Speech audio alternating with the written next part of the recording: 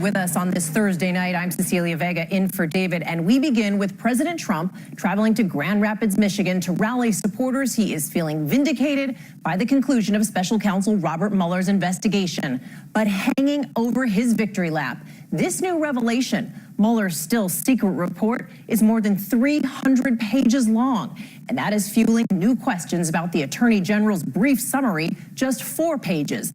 As ABC's senior national correspondent Terry Moran found out, even some of the president's supporters now say, let's see the whole thing. Terry, starting us off there in Grand Rapids tonight. President Trump tonight headed to the rally here in Michigan, declaring before he left the White House that he's been fully vindicated by Robert Mueller. The result was great. No obstruction, no collusion, no anything. No one outside the Justice Department has actually seen the special counsel's report, but today we learned that it's long, more than 300 pages long. And all we've seen of it is a 4-page summary by Attorney General Bill Barr, who says Mueller cleared the president on collusion with Russia, but could not reach a determination on whether Trump obstructed justice. So Barr tackled that himself, declaring there was not enough evidence to charge Trump with a crime. Democrats aren't taking his word for it. Show us the report, and we can draw our own conclusions. We don't need you interpreting for us. It was condescending, it was arrogant, and it wasn't the right thing to do. Here in Grand Rapids, where the mood is celebratory, most of the staunch Trump supporters we spoke with, they want to see the full report too. The Democrats are now saying that they should release this report. How do you feel about that? Whatever they can legally release, they should. They should. Whatever they can legally release under and you the law. Say this is a Trump supporter, make America great again. Oh, yeah. Absolutely. Would you be concerned at all that maybe there's stuff in there? If there is, let's get it out. Let's deal with it. Right. You know? I think that's how most people feel. Let's get the truth out. And some supporters there say they want to see the whole thing. Terry Moran joining us from Grand Rapids, Michigan. And Terry, President Trump taking a bit of a victory lap there tonight, but he's not just focused on Robert Mueller.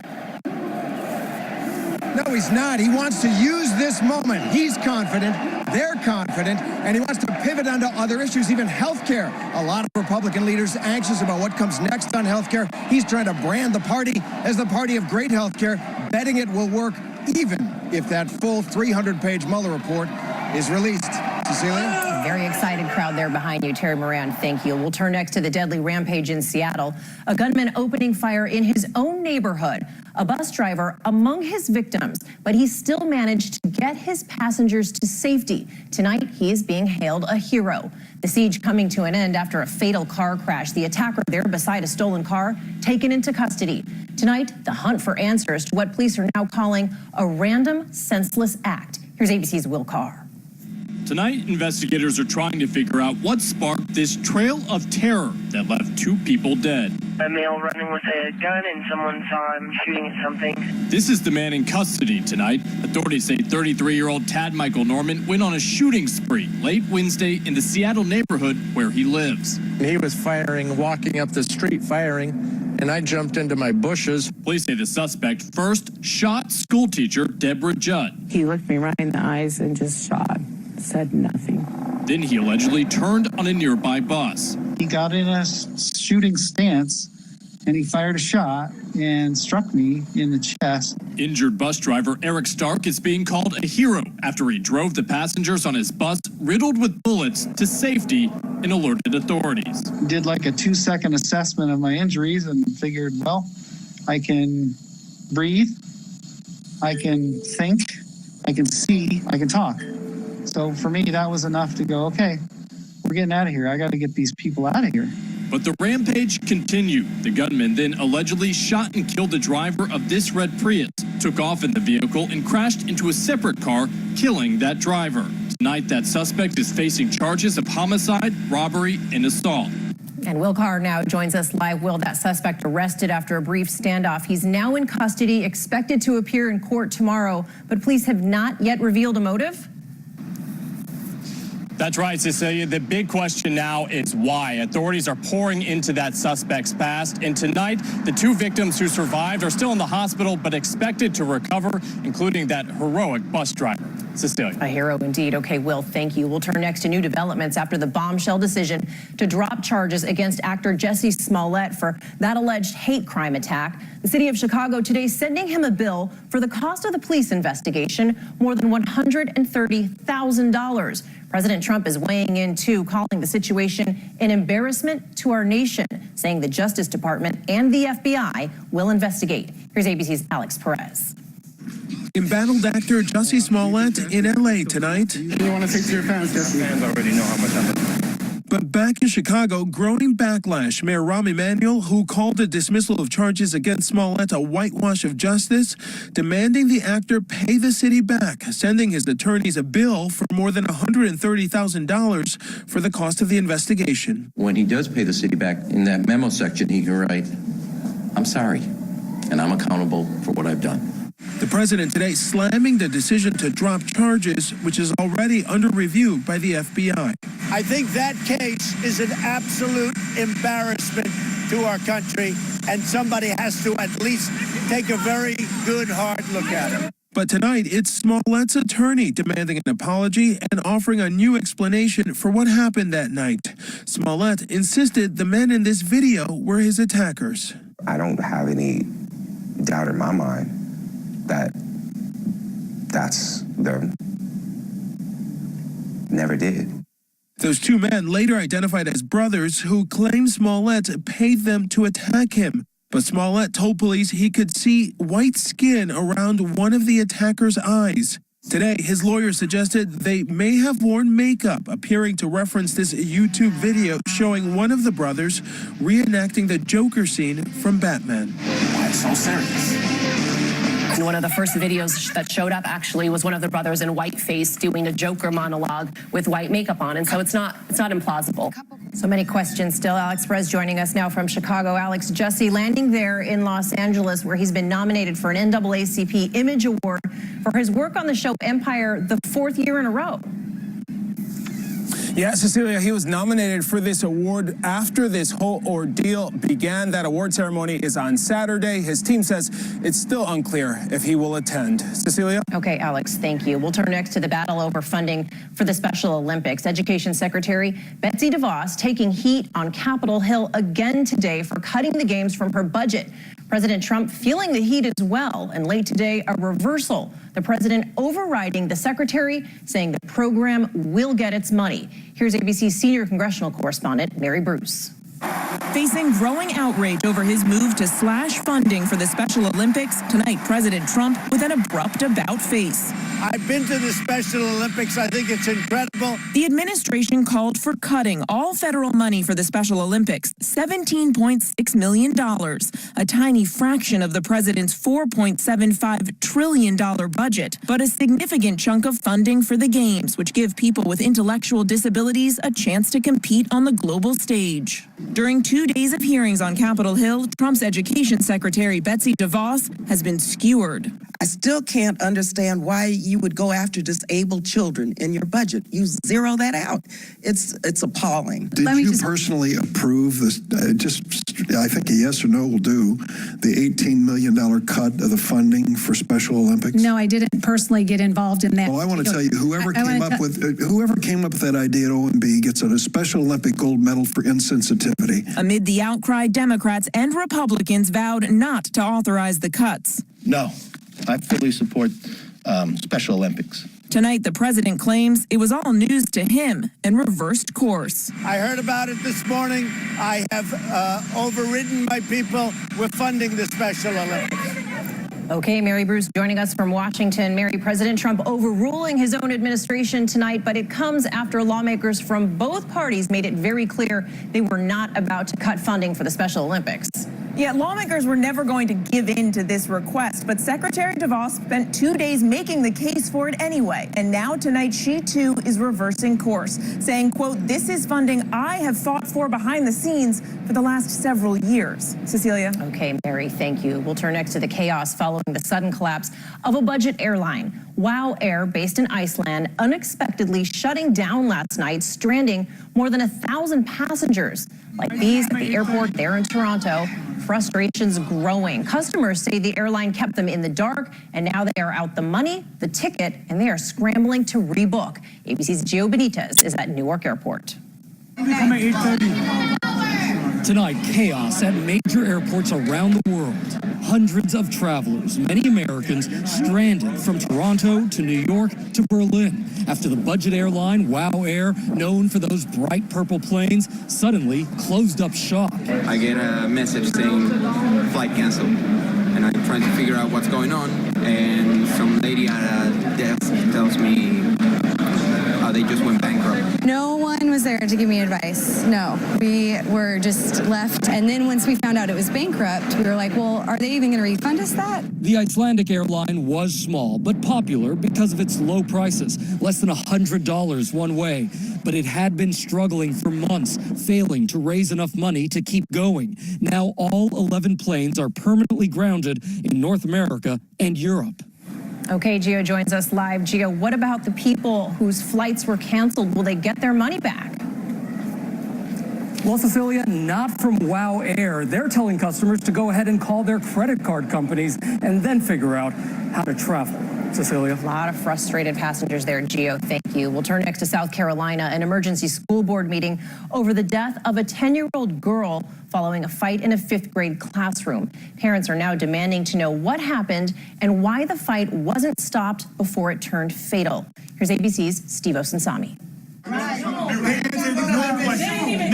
At an emergency school board meeting today, families who came to hear answers didn't get them and were furious. Due to the ongoing investigation and the student privacy laws, we cannot share specific details at this time.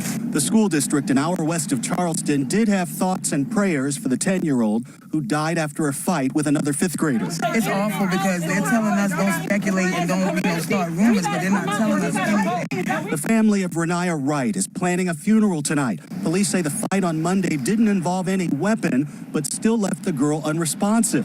On Wednesday, her mother marked the moment she died on Facebook. As of 9:39, my baby girl has gained her wings. Parents tonight tell us that teachers here are discouraged from breaking up school fights because they fear being sued if a teacher ends up hurting a student. They say it's a system put in place where they can't break up fights, but that should be high school. You have little kids. An autopsy is scheduled tomorrow, and the medical examiner is expected to release a report in the coming days that might explain how the girl died. The other student has been suspended from school. Cecilia? Tough all around. Okay, Steve, thank you. Next, a guilty plea in that nationwide college admissions scandal. The former women's soccer coach at Yale, Rudy Meredith, seen leaving a Boston court today after admitting to taking bribes. Meredith was targeted in that FBI sting, and he then led prosecutors to the alleged mastermind. ABC's Whit Johnson has more from Boston. You have a message for your former players. Chaos outside the Boston Federal Courthouse. Hall of Fame coach Rudy Meredith silent amid a crush of media after pleading guilty to 2 counts of wire fraud. Can you believe it? The former Yale women's soccer coach turned federal informant, emerging as a key figure who led investigators to the accused mastermind of that massive college admissions scandal.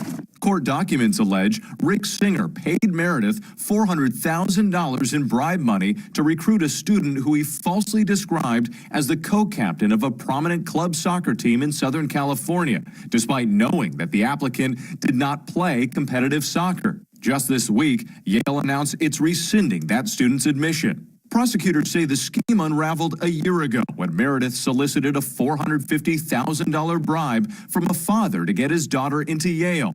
That meeting captured on video by the FBI acting on a tip.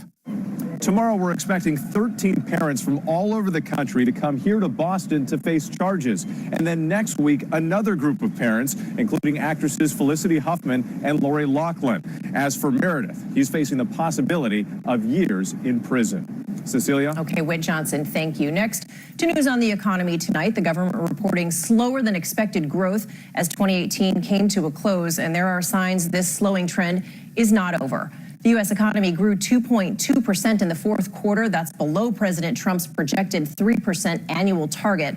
Economists say global weakness, the end of the tax cut stimulus, and rising trade tensions are taking a toll. There's still much more ahead on World Next tonight. The video showing a police officer repeatedly beating a man confined to a hospital bed. His fellow officer right there filming the whole thing. Both officers now facing jail time. Here's ABC's Ariel Reshef, and we do want to warn you, this video is disturbing. Do it! Former Paterson, New Jersey police officer Ruben McCausland is going to jail for more than 5 years after brutally assaulting a suicidal patient inside a hospital twice. In the first incident, McCausland is seen pushing and then punching the man who is in a wheelchair in a waiting room full of people. You see my cheek? And in the second, the man in a hospital bed when McCausland puts on protective gloves. Do it! And slaps him twice.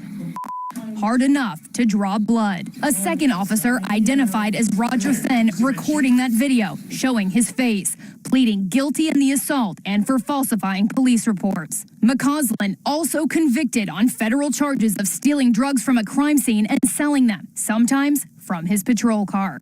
Cecilia, when the judge asked Officer McCausland why he assaulted a total stranger, he answered, "I lost my temper at the time." Cecilia?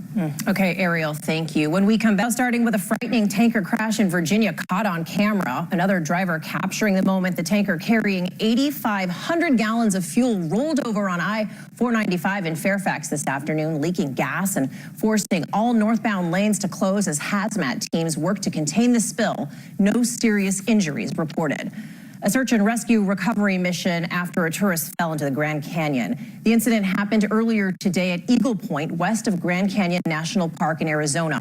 A tourist in his 50s from Hong Kong slipping from thousands of feet up while taking photos. The fall happening near the famous Grand Canyon Skywalk. Authorities do not believe he survived. Next to the $1 million jury award going to a California man who says Roundup weed killer caused his cancer. The San Francisco jury found that the popular backyard herbicide contributed to Edwin Hardeman's non-Hodgkin's lymphoma. Roundup manufacturer Monsanto, now owned by Bayer, is facing thousands of similar lawsuits across the country. They say science confirmed by regulators show the product is safe, and they say they will appeal.